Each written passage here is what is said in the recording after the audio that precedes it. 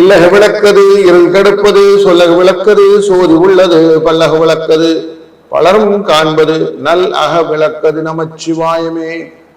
Astro பக்தி talk நேயர்களை இந்த காலை வெளியை சந்திப்பதிலே பெருமகிழ்ச்சி. வணக்கம். இந்த வாரம் 27ஆம் தேதியிலிருந்து 2 ஆகஸ்ட் 2026 வரை உள்ள பலனை பார்க்க போகிறோம். சந்திரன் மூலம் அப்படிங்கிற நட்சத்திரத்திலிருந்து தனுசு ராசியிலிருந்து பூரட்டாதி நட்சத்திரம் நமக்கு மீன ராசி வரைக்கும் பயணம் செய்ய போகிறார்.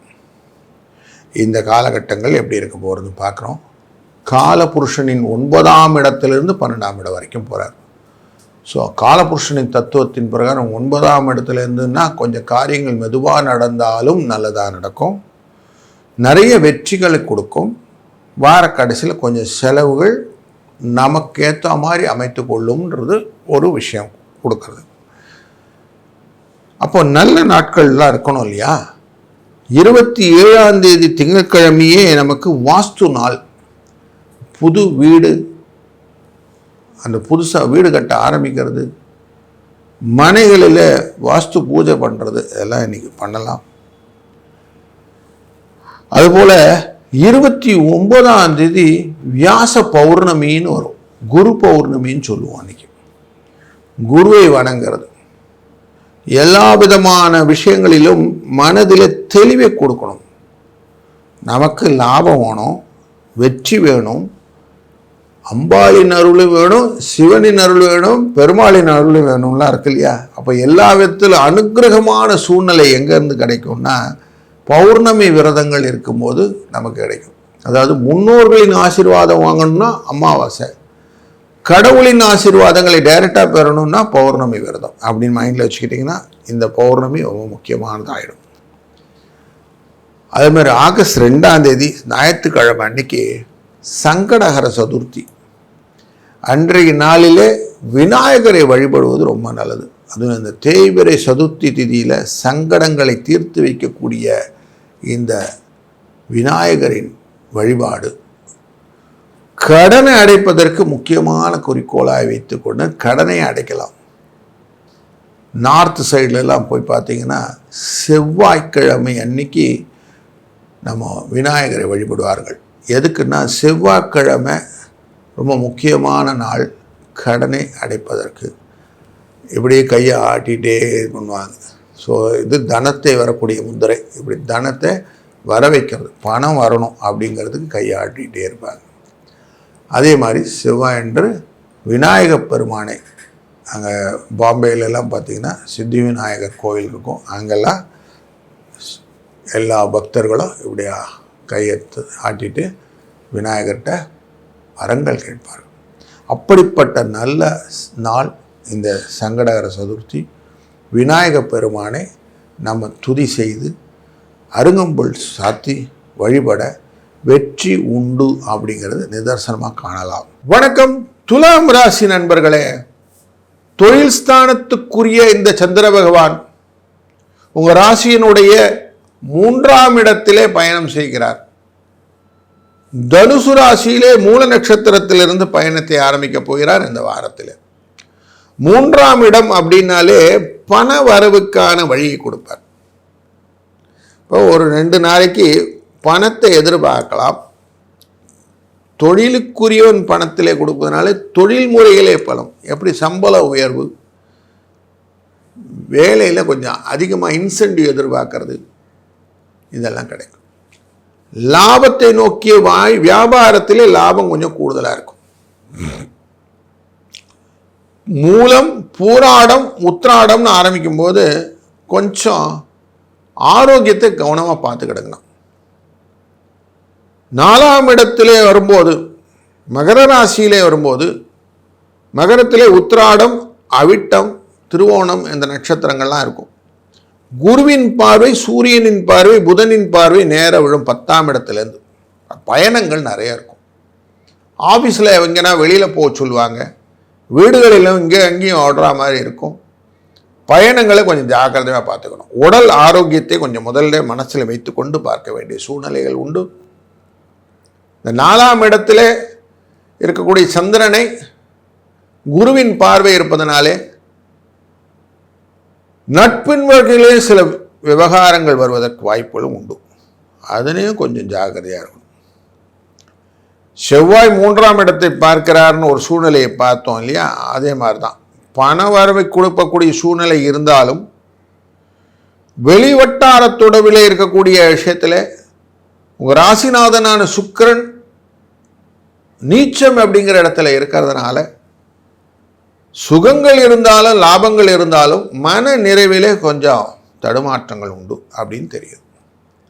அதனால் பயணங்கள் போது நம்ம கரெக்டாக போகிற இடம், டெஸ்டினேஷன், வரக்கூடிய ஆட்கள், பார்க்கக்கூடிய ஆட்கள், இவங்களெல்லாம் கரெக்டாக கனெக்டிவிட்டியில் வச்சுக்கிட்டு நீங்கள் பண்ணிங்கன்னா சரியாக இருக்கும். இல்லைன்னா உங்களுக்கு மனசில் கொஞ்சம் சோர்வை கொடுக்கக்கூடிய சூழ்நிலையும் இந்த வாரத்தில் இருக்கிறது. உங்கள் ராசியினுடைய 5ஆம் இடத்திலே ராகுவுடன் சேர்ந்து சந்திரன் பயணம் செய்யக்கூடிய காலகட்டங்களான அவிட்ட, சதய, பூரட்டாதி நட்சத்திர பயணம் போது வார கடைசி இருக்கும். வெள்ளி, சனி, ஞாயிறு இந்த காலகட்டங்களில் உங்களுடைய காரியங்களை கரெக்டாக பண்ணுங்கள்.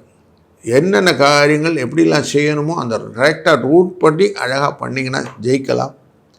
அவசரங்கள் வேண்டாம், கவனம் கொஞ்சம் அதிகமாக வேணும், பதட்டங்கள் வேண்டாம்,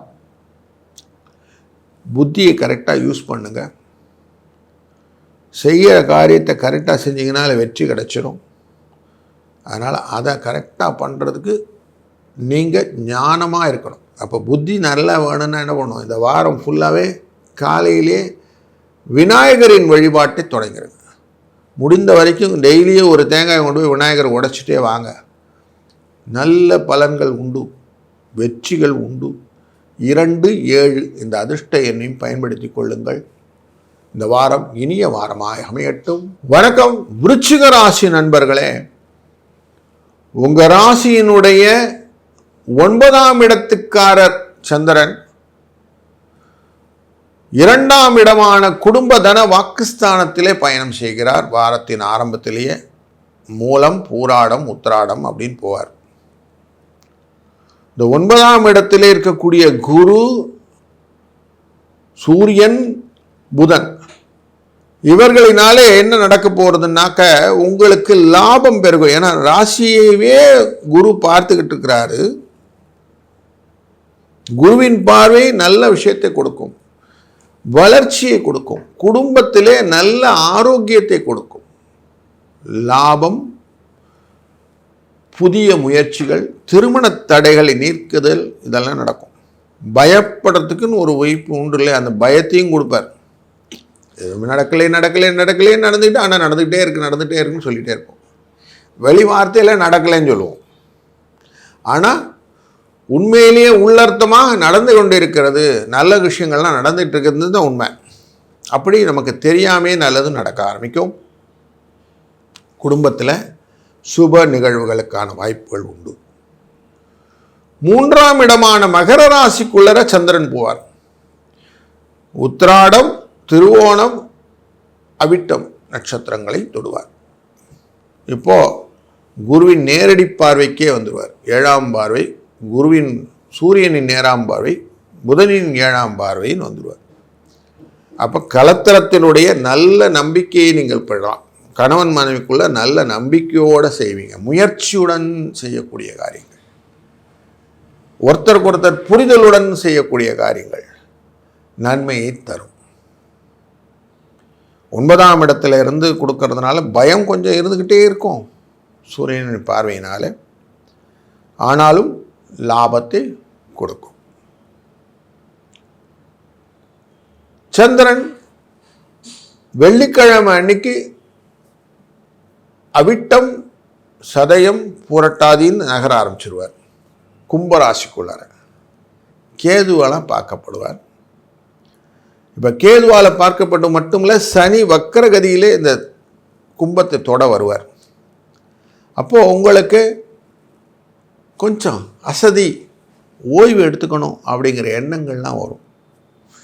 ரொம்ப ரொம்ப அப்படியே போயிட்டுருக்கு, கொஞ்சம் சுகத்துக்கான வழிகளை தேடுவோம் அப்படிங்கிற எண்ணத்துக்குள்ளார போகும் மனசு.